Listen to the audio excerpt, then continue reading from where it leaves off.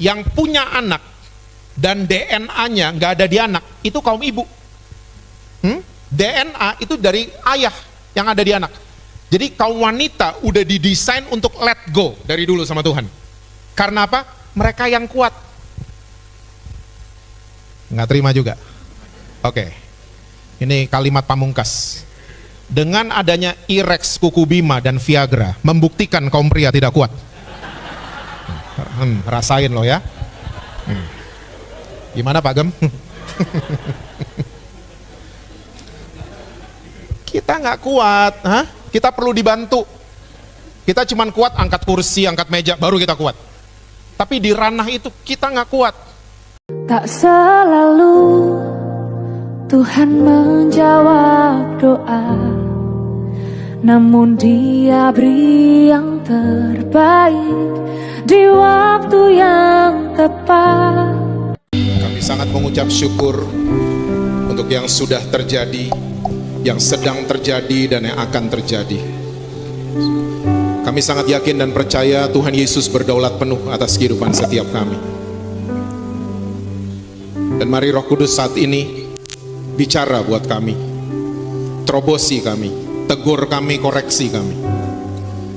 Kami mau Tuhan, kami keluar dari ruangan ini, kami menjadi pelaku-pelaku firman-Mu. Bahkan kami mengalami perjumpaan pribadi dengan Tuhan Yesus. Kami perlu dituntun oleh firman-Mu. Kami perlu berjalan dengan sahabat kami setiap hari, yaitu Engkau sendiri. Kami gak bisa tanpa Tuhan. Saat ini mari Roh Kudus Kau ambil alih. Pimpin setiap kami kepada segala kebenaran-Mu. Kami siap mendengar saat ini hanya di dalam satu nama yang berkuasa, yaitu nama Tuhan Yesus Kristus. Amin. Amin. Silakan duduk saudara. Saudara mau berdiri juga boleh. Boleh kasih tepuk tangan buat tim praise and worship kita. Shalom saudara-saudara. Yang belum kenal saya namanya Jesse Lantang. Papa saya dari Manado, mama saya dari India. Makanya saya jadi seperti ini adanya. Istri saya satu, namanya Ingrid. Dia duduk di situ di belakang Pak Gembala. Dan anak saya dua. Yang pertama sudah sarjana hubungan internasional, dan yang kedua sudah bekerja di dunia entertainment.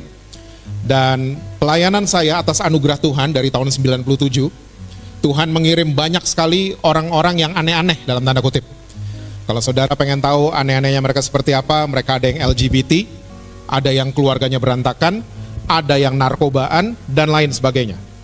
Tapi saya melihat satu hal, ternyata Tuhan Yesus yang kita sembah adalah Tuhan Yesus yang punya fokus sama masa depan seseorang. Dia nggak peduli serusak apapun masa lalu seseorang, Tuhan Yesus kita selalu paling mahir memulihkan. Amin, saudara. Saya rasa itu cukup kenalan dari saya. Saya minta saudara jangan tegang, santai aja, karena saya memang begini mukanya. Oke? Saya janji jam-jam 8, setengah 9 saya udah selesai. Nggak ada yang amin, jadi 40 menit saya selesai. Saya sangat mengucap syukur buat Pak Gembala dan Ibu Gembala yang memberikan saya kesempatan untuk saya bisa melayani saudara-saudara di penghujung tahun 2024 ini. Oke, sepanjang tahun ini saya lagi diingatkan tentang satu kata yang namanya adalah dewasa. Dan ternyata beberapa bulan terakhir ini Tuhan ingetin lagi satu kata, namanya adalah mempelai. Dan ternyata Alkitab saudara dan saya jelas mencatat bahwa saudara dan saya, kita semua ini adalah mempelainya Kristus. Nah, untuk saudara yang pernah jadi mempelai atau akan jadi mempelai, biasanya kita ini akan upgrade diri. Betul apa betul? Yang akan jadi mempelai biasanya kita akan ikut bimbingan pranikah. Kita minta di mentor. Ya, kita ke dokter gizi, kita cek kolesterol, asam urat, semuanya kita cek. Ya, kita di facial mukanya untuk upgrade diri. Waktu kita akan jadi mempelai. Dan waktu kita sudah masuk di ranah yang namanya rumah tangga, biasanya kita nggak lagi menikah dengan cantik atau ganteng. Betul apa betul? Nggak ada lagi suami atau istri yang ngelihat istrinya cantik atau suaminya ganteng. Karena waktu kita menjalani rumah tangga, biasanya kita ini menikah dengan karakter dan sifat pasangan kita. Dan semakin kita mengenal sifat dan karakter pasangan kita, semakin banyak benefit buat kita. We know what to do. Kita tahu harus berlaku seperti apa kepada istri, kita tahu harus berbuat apa kepada suami kita.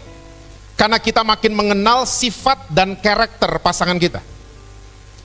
Nah, malam hari ini, kalau kita berkata kita adalah orang-orang Kristen yang sudah cukup lama, seharusnya kita ini makin mengenal Tuhan Yesus kita.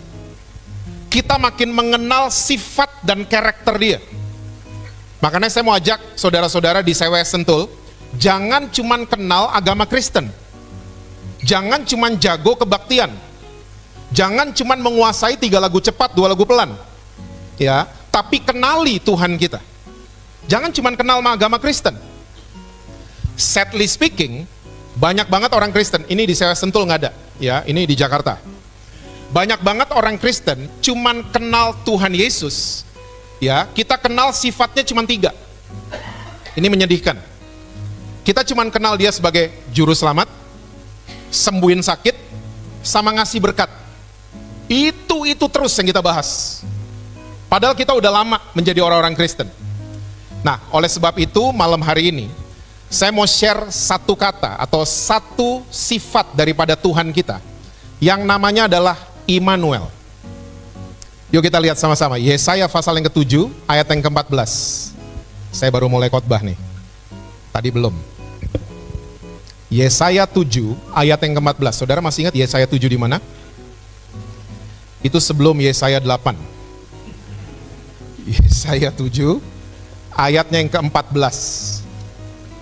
Alkitab catat begini. Sebab itu Tuhan sendirilah yang akan memberikan kepadamu suatu pertanda.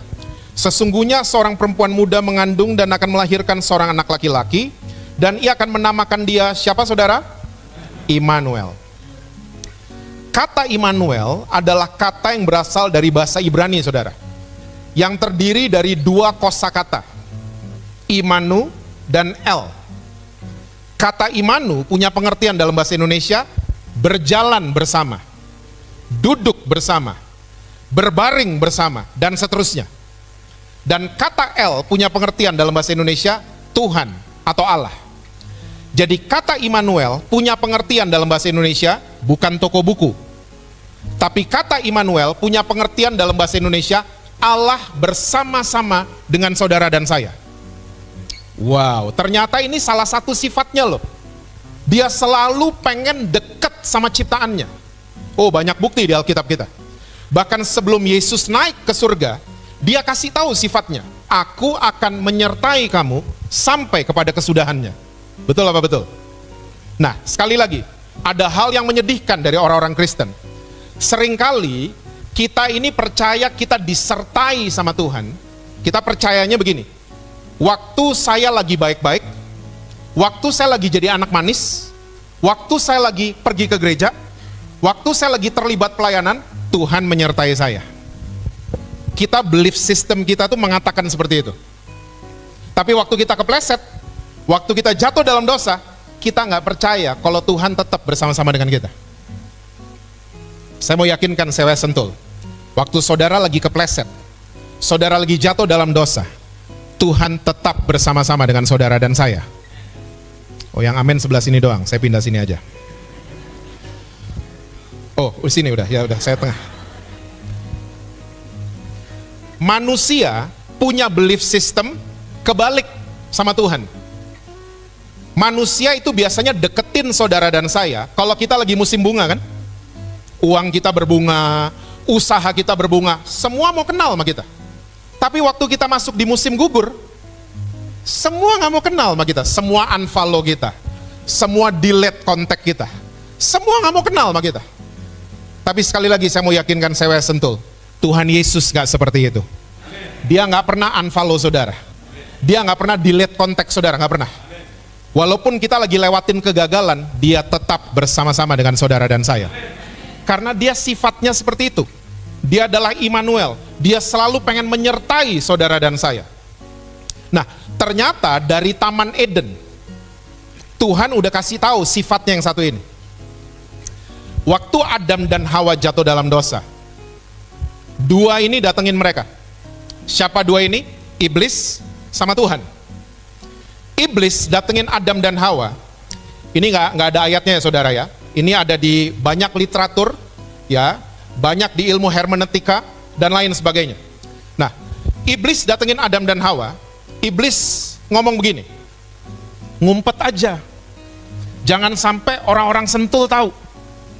Ngumpet, jangan sampai aibnya kalian itu kebongkar di sewe sentul. Jangan sampai, ngumpet baik-baik, ya, pretending that you guys are okay. Pura-pura aja bahwa kalian tuh oke-oke saja, iblis. Dan sampai hari ini iblis modusnya masih sama. Kalau kita jatuh dalam dosa, sering dengar kalimat-kalimat gitu. Kok sudah belaga lupa gitu mukanya? Hah? Ngumpet aja, hah? Ngumpet, jangan sampai teman-teman tahu, jangan sampai teman sel grupmu tahu. Ya, ngumpet baik-baik, pura-pura kamu oke. Pura-pura kamu baca Alkitab, pura-pura aja. Iblis. Nah, di saat yang bersamaan Tuhan datengin suami istri ini. Tuhan bertanya, kamu di mana? Ingat? Ya. Sepertinya ini kalau ada guru sekolah minggu yang hadir, kayaknya perlu diedit kayaknya cerita ini ya. Karena dari saya sekolah minggu sampai beberapa bulan lalu saya dengar kebaktian sekolah minggu, guru sekolah minggu ngajar tentang Taman Eden, ngajarnya masih sama ternyata. Itu waktu Tuhan masuk dan Tuhan bertanya, kamu di mana? Itu persis adegannya kayak dinosaurus masuk di Jurassic Park. Kayaknya mengerikan banget. Kamu di mana? Begitu. Ngeri banget kayaknya. Nah gini saudara, kita ini kalau belajar bahasa Ibrani itu berikut dengan intonasi. Kayak zaman sekarang kalau kita ngirim WhatsApp, kita mau mempertegas message kita pakai emoticon. Betul apa betul? I miss you, ada peluknya gitu kan? Ya itu kayaknya peluk perlu diedit kayaknya juga ya. Ya kok peluknya begini ya, aneh tuh telepon kita ya. I love you, kita pakai emoticon hati. Untuk mempertegas message kita pakai emoticon. Nah bahasa Ibrani juga sama. Waktu kita pelajari bahasa Ibrani, berikut dengan intonasi. Nah ternyata waktu Tuhan bertanya, kamu di mana? Tuhan nggak marah ternyata. Itu seperti seorang bapak lagi nyari anaknya yang kepleset. Kamu di mana? Saudara ingat gak Adam jawabnya apa? Saya ngumpet karena saya telanjang. Terus Tuhan, loh kok kamu tahu kamu telanjang? Kamu makan buah itu yang saya larang? Adam, perempuan. Tuhan datengin perempuan. Bu, permisi bu. Ibu kasih makan suami? Hawa? Ular. Abis Hawa jawab ular, baru Tuhan murka. Betul apa betul ceritanya kayak gitu? Betul ya? Ternyata kasus di Taman Eden sampai hari ini masih banyak terjadi. Sepanjang 2024 di FYP saudara dan saya, ada dua kata yang sering muncul, NPD sama gaslighting. Sering lihat? Oh saudara nggak main sosial media ya? Oke. Ada wifi di Sentul? Ada ya? Oke. Dua kata ini paling sering lewat di FYP kita. NPD itu Narcissistic Personality Disorder. Gaslighting itu salah satu prakteknya. Dan praktek gaslighting adalah praktek yang disebut dengan kata lain playing victim. Orang ini pura-pura jadi korban untuk diterima sama sebuah komunitas. Tergantung dia kepentingannya apa. Ya. Dan salah satu praktek gaslighting yang paling sering saya temukan adalah minta maaf dengan kata tapi. Saudara tahu kata tapi? Kata tapi selalu membatalkan kalimat sebelum. Kata tapi paling sering muncul di acara idol. Oh nggak tahu juga idol ya? Oke. Saudara kayaknya nggak tahu apa-apa deh tadi ya? Hah? No, I am kidding. I am kidding. Di acara idol, kalau penyanyinya baru selesai nyanyi, jurinya suka ngomong gini, kamu bagus, tapi berarti nggak bagus. Tapi membatalkan kalimat sebelum. Dia cantik, tapi berarti nggak cantik. Dia ganteng, tapi berarti nggak ganteng. Nah, orang yang minta maaf dengan kata tapi, dia lagi nggak minta maaf. Dia lagi bermain-main jadi korban. Saya 10 tahun belakangan ini sering banget ketemu suami atau istri yang salah satunya selingkuh. Minta maaf, Tapi yang sering saya temukan pakai kata tapi. Istrinya minta maaf, saya minta maaf, tapi dia selalu beliin saya tas, kamu nggak pernah. Loh, istrinya yang salah, suaminya jadi merasa bersalah. Coba, orang yang praktek gaslighting bisa memutar balikan fakta, seakan-akan dia korbannya. Suami selingkuh, dia minta maaf, saya minta maaf, tapi dia selalu masakin saya, kamu nggak pernah masakin saya. Suaminya udah salah, tapi istrinya tiba-tiba merasa bersalah.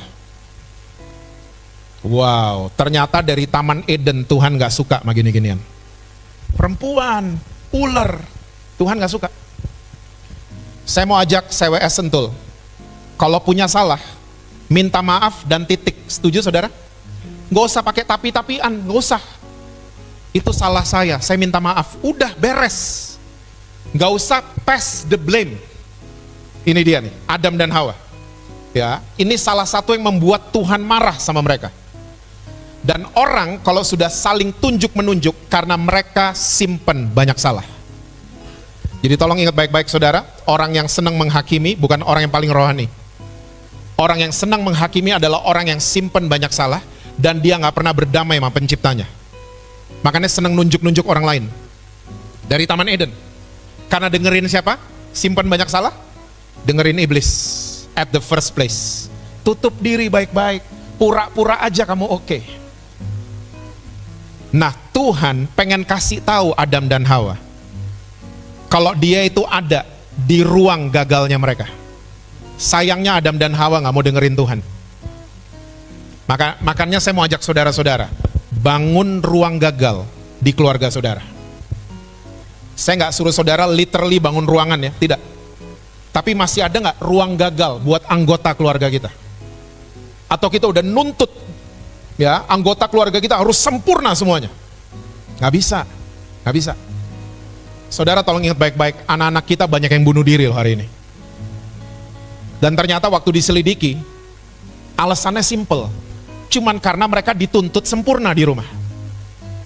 Bulan lalu saya nonton berita, ada anak muda bunuh diri di kota Pekalongan. Cuman karena handphonenya ketinggalan di restoran tempat dia makan.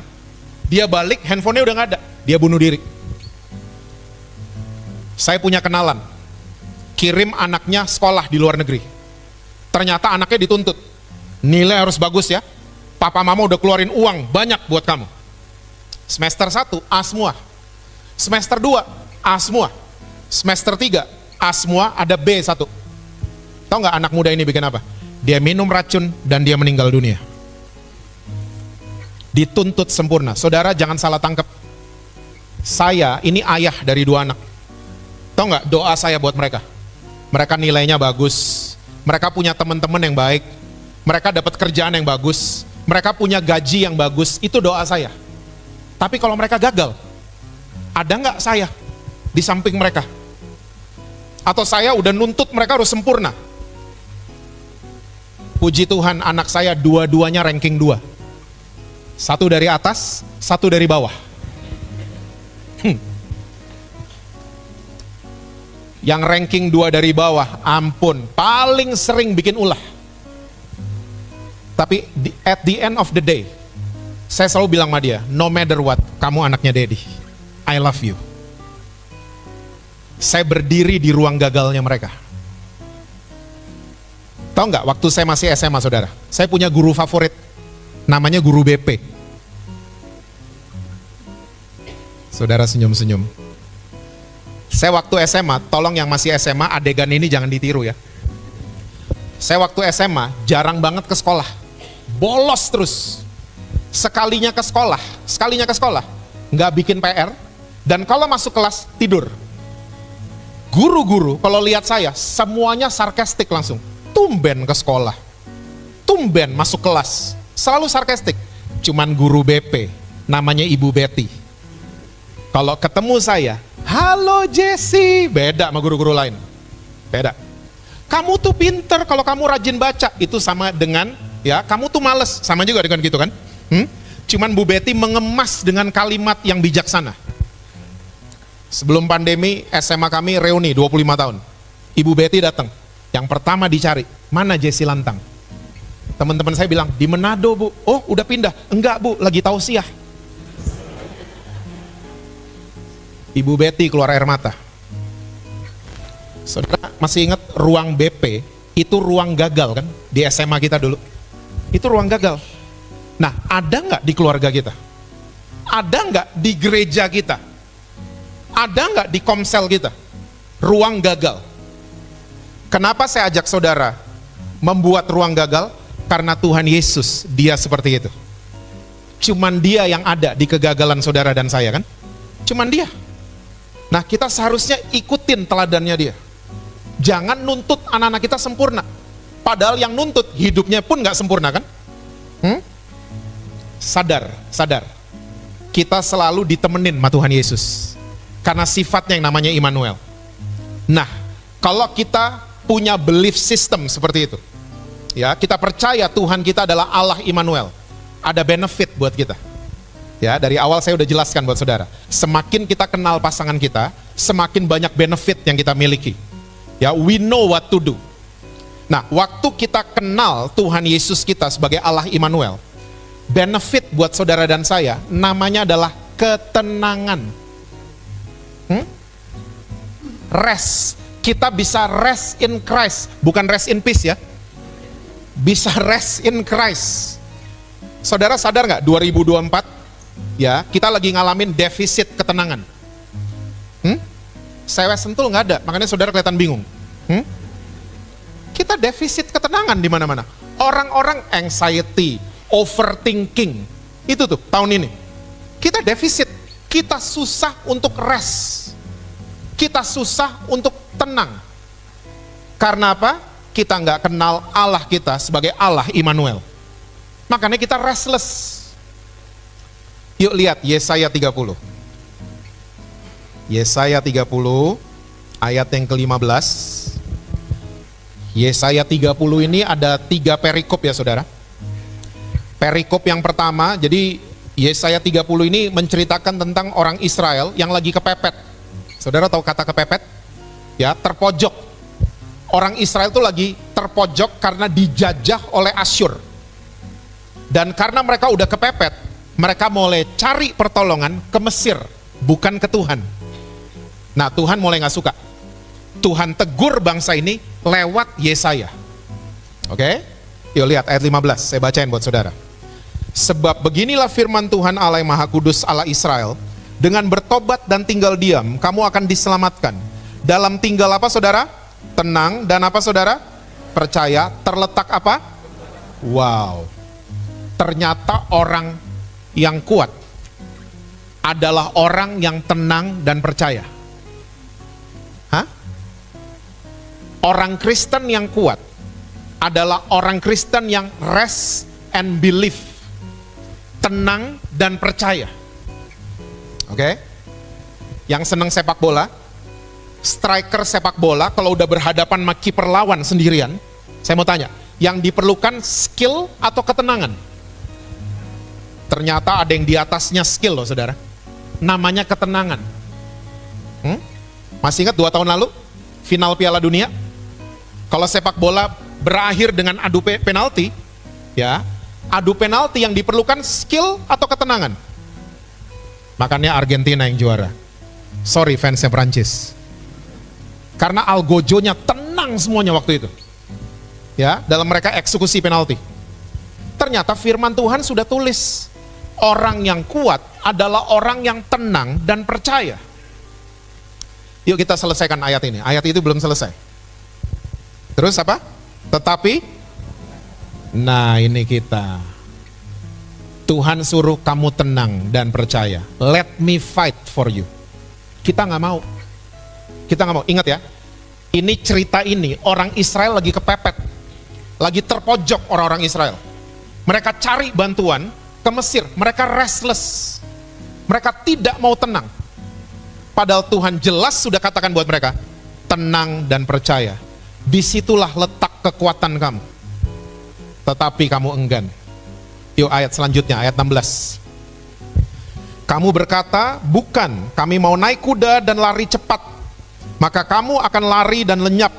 Katamu pula, kami mau mengendarai kuda tangkas, maka para pengejarmu akan lebih tangkas lagi. Mirip sama kita? Kita kalau lagi ke pojok, kita susah kan tenang dan percaya, kita maunya cepat. Ternyata ada yang lebih cepat dari kita. Kita pikir kita tangkas, ternyata ada yang lebih tangkas dari kita. Kita pikir kita pengalaman, ternyata ada yang lebih pengalaman dari kita. Karena apa? Kita restless, tidak mau tenang, tidak mau percaya.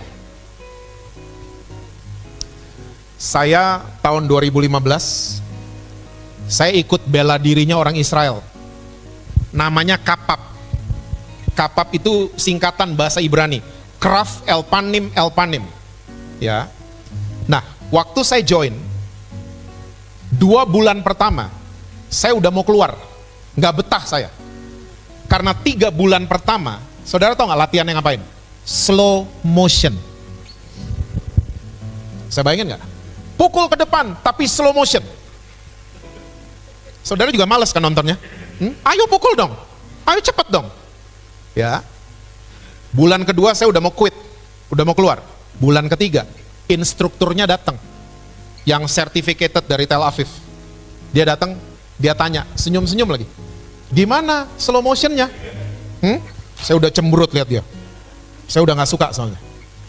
Tiba-tiba dia ngomong, yang membuat saya akhirnya nggak berhenti. Dia ngomong gini, if you can do it slow, when you do it fast, kamu gak akan kehilangan detail-detailnya. Dalam hati, ini orang bener. Kita seringkali maunya cepat, tapi kita gak menguasai detail-detailnya. Kita kehilangan detail-detailnya. Kita maunya cepat. Coba, yang belajar mobil, langsung masuk tol airport? Gak ada kan? Kita belajar mobil di kompleks rumah. Kenceng atau pelan? Pelan. Mobilnya bisa kenceng nggak? Bisa. Tapi kita belajar pelan dulu. Supaya apa? Menguasai detailnya. Oh, gigi 1 gini toh. Koplingnya mesti diangkat pelan-pelan. Oh, gigi 2 begini. So when we do it fast di jalan tol, ada apa-apa, kita menguasai detailnya. Tuhan juga sama cara kerjanya. Jadi kalau tahun 2024, saudara slow kayaknya bisnisnya, kerjaan slow, semuanya slow, jangan marah sama Tuhan.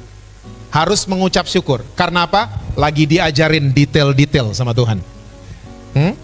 Lumayan yang amin di sini doang. Yang belakang, kita perlu ngopi bareng kayaknya ya. Hah?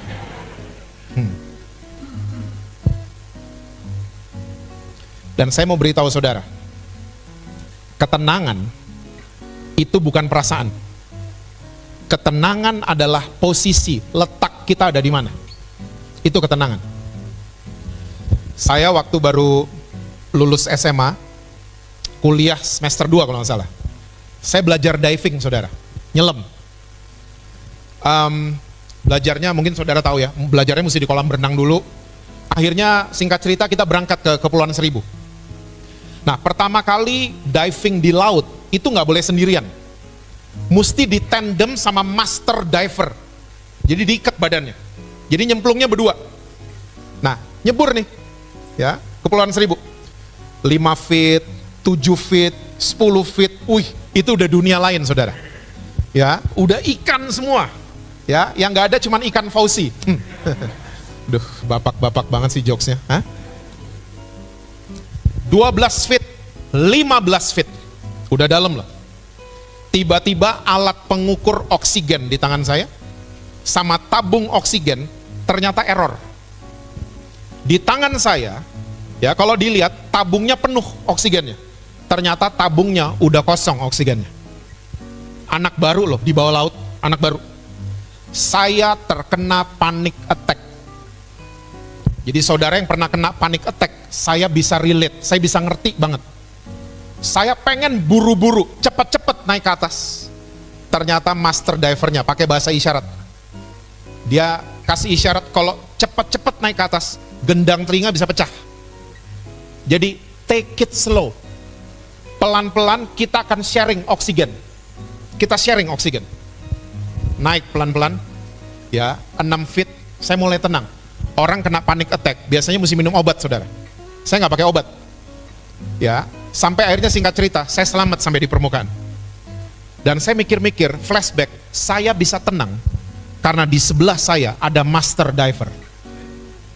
Yesus itu master segala-galanya dalam hidup saudara. Dan dia selalu ada di sebelah saudara. Dia ada di dalam saudara dan saya. Kenapa masih nggak tenang? Kenapa masih nggak percaya? Makanya ketenangan bukan feeling, ketenangan tuh letak. Makanya kita bisa makan enak kalau di sebelah kita kenal kan?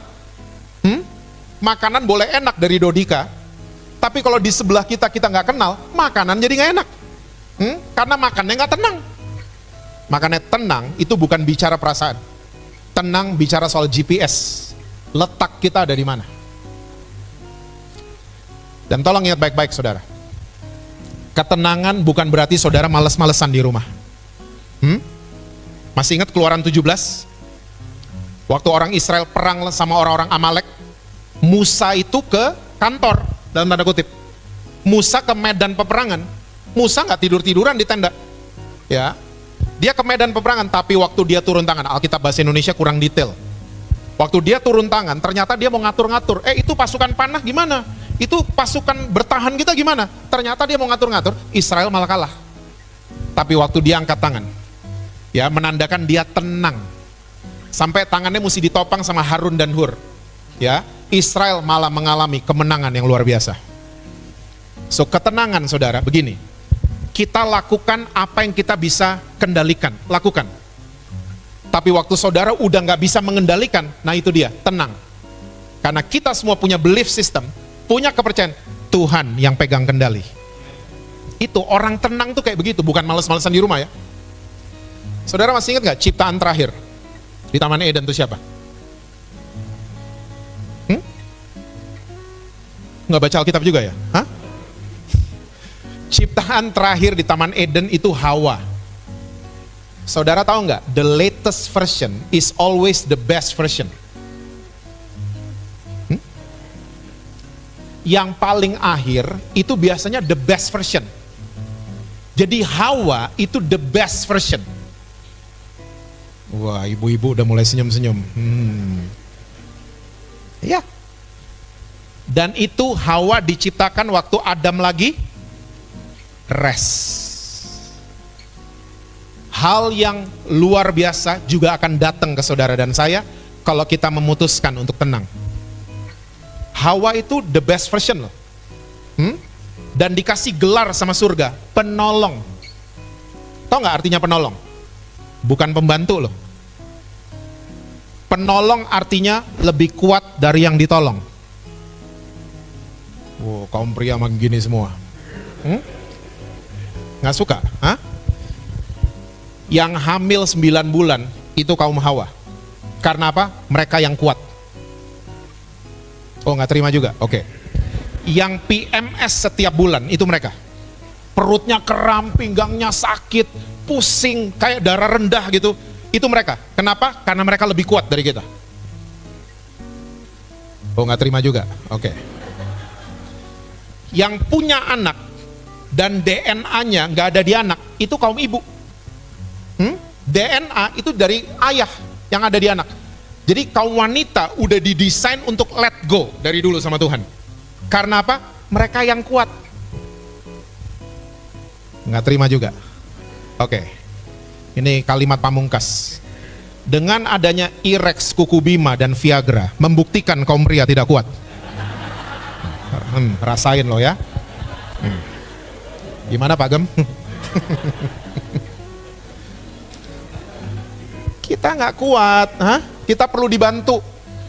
Kita cuman kuat angkat kursi, angkat meja, baru kita kuat. Tapi di ranah itu kita nggak kuat. Makanya Tuhan desain keluarga tuh unik. Pria jadi kepalanya, wanitanya jadi penolong. Jadi dua-duanya nggak kegedean kepala. Ya kan? Makanya saudara, kalau masih punya istri, masih punya mama, masih punya anak perempuan, respect sama mereka. Setuju suami-suami? Nah, ini baru nih. Tadi tegang banget kayaknya. Mazmur 62 ayat yang kedua. Saya udah mau selesai nih, percayalah. Mazmur 62. Mazmur 62 ayat yang kedua.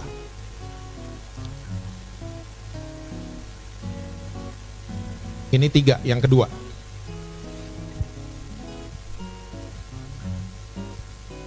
Hanya apa saudara? Dekat Allah saja aku tenang, daripadanya lah keselamatanku. Ini bukti bahwa ketenangan bukan feeling-feelingan. Ketenangan adalah posisi kita ada di mana. Kita percaya nggak kita di sebelah Allah kita dan Allah bersama-sama dengan kita. Orang itu akan tenang. Oke? Nah gini, saya sebelum masuk di 2 ayat terakhir, saya mau kasih cerita true story dulu buat saudara. Jadi teman saya ini guru sekolah minggu. Dia lagi ngajarin anak-anak sekolah minggu, materinya sama seperti materinya saya, Immanuel. Buat Tuhan tuh ada di mana-mana. Jadi dia ajarin. Nah, selesai kelasnya mau selesai, dia mau ngetes anak-anaknya itu nangkep apa enggak pelajarannya. Ditanya sama guru, teman saya nih. Jadi menurut kalian Tuhan ada di mana? Semua angkat tangan. Ya, ditunjuk yang paling depan. Ya kamu, Tuhan ada di gedung gereja. Betul, tepuk tangan semuanya. Ya. Lalu teman saya nunjuk yang sebelah kanannya dia. Ya, menurut kamu Tuhan ada di mana? Tuhan ada di rumah saya. Wah, semua tepuk tangan. Ya, karena materinya memang omnipresence. Tuhan ada di mana-mana. Nah, tiba-tiba teman saya, guru sekolah minggu ini, dia ngelihat ada anak cowok yang paling belakang, angkat tangannya itu niat sekali, pengen jawab. Pengen jawab. Ditunjuk sama teman saya, kamu yang paling belakang, Tuhan ada di mana? Dengan percaya dirinya dia bilang, Tuhan ada di kamar mandi. Semua sempat diem, tapi karena pembahasannya omnipresence, oh iya benar, semua tepuk tangan. Oke? Nah, selesai sekolah minggu, teman saya penasaran, kok itu anak jawab Tuhan ada di kamar mandi? Didatengin sama teman saya. Nak, tadi jawaban kamu bagus, tapi saya mau tahu kenapa kamu jawab Tuhan ada di kamar mandi? Dia jawab lagi dengan percaya diri. Iya, soalnya tadi pagi papa lagi di kamar mandi, mama gedor-gedor pintu kamar mandi. Ya Tuhan, lama banget di dalam gitu. Jadi saya pikir Tuhan di kamar mandi. Cocok jadi stand up comedian. Saya mau tanya, jawaban anak itu betul nggak? Betul. Tuhan kita ada di mana-mana.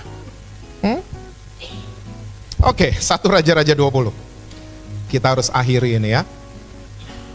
1 Raja-Raja 20 ayat yang ke-23.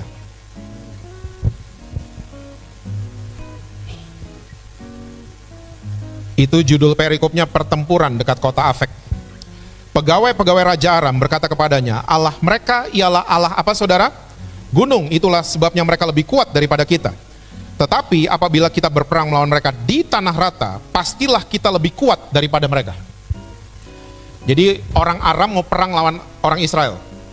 Tiba-tiba Tuhannya orang Israel di-framing sama orang-orang Aram. Tuhan mereka cuman ada di gunung.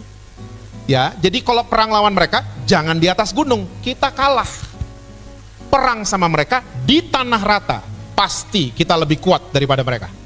Wow, Tuhan di framing cuman ada di gunung, di tanah rata nggak ada. Saya nggak pernah baca Alkitab ketemu Tuhan kita tersinggung. Ternyata ada di cerita ini. Tuhan kita tersinggung karena disebut di framing cuman ada di gunung. Yuk kita lompat ayat 28. Ayat 28. Masih 1 Raja-Raja 20 ayat 28. Maka tampillah abdi Allah dan berkata kepada Raja Israel, beginilah firman Tuhan, oleh karena orang Aram itu telah berkata, Tuhan ialah Allah gunung dan bukan Allah dataran, maka aku akan menyerahkan seluruh tentara yang besar itu ke dalam tanganmu, supaya kamu tahu bahwa akulah Tuhan. Kalau saya boleh tambahin, yang ada di mana-mana. Ternyata Tuhan kita nggak suka di framing cuman ada di satu tempat. Nah makanya kita orang Kristen, kalau udah percaya Allah kita Immanuel, jangan memframing Tuhan cuman ada di tempat kebaktian. Karena masih banyak orang Kristen kayak begitu, sewe sentul doang yang nggak ada. Kita suka berpikir punya belief system seperti itu. Saya ketemu banyak orang Kristen pulang dari Israel, komennya banyak yang kayak gitu. Pak, nyanyi di Israel beda sama nyanyi di Sentul. Apa bedanya? Saya nyanyi di Israel, saya merinding, Pak. Di Sentul nggak pernah, Pak. kita memframing hadirat Tuhan dengan merinding atau tidaknya gitu. Saudara pernah ke kamar mayat jam 2 pagi? Pasti merinding loh, hah? Nggak pakai WL merinding loh, hah? Saudara, sekali lagi, Tuhan kita, dia ada di mana-mana. Dia ada di ruang kerja saudara, dia ada di keluarga saudara, dia ada di toko saudara, dia ada di rumah saudara, dan yang paling penting, tolong ingat baik-baik, dia ada di kegagalan kita. Dia ada, dan dia pengen lihat saudara dan saya itu selalu bangkit. Karena dia selalu nemenin kita semua. Karena dia Immanuel. Saya percaya waktu kita punya belief system seperti itu, ketenangan dan kepercayaan yang besar terhadap Tuhan, itu akan menjadi bagian kehidupan kita. Dan seperti firman Tuhan sudah katakan, kita akan jadi orang-orang yang kuat karena kita tenang dan percaya. Percayalah, kita akan ganti tahun, tapi percayalah, Tuhan tetap menyertai saudara dan saya sampai kepada kesudahannya. Amin saudara. Tuhan berkati saudara-saudara semua. Selalu sukses, harmonis di rumah, dan rekening bank selalu penuh buat saudara. Kenceng banget aminnya kalau gitu-gitu. Tak selalu Tuhan menjawab doa, namun Dia beri yang terbaik di waktu yang tepat.